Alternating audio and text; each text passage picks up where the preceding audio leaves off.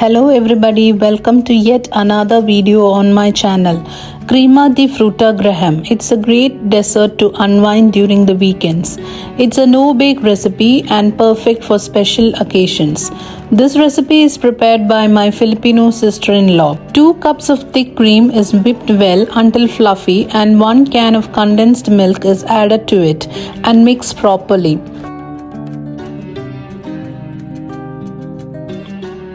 A portion of this mix is spread over a tray.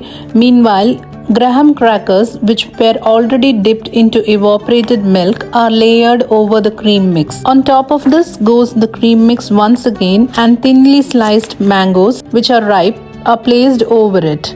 The same steps are repeated until the desired amount of ingredients are used up.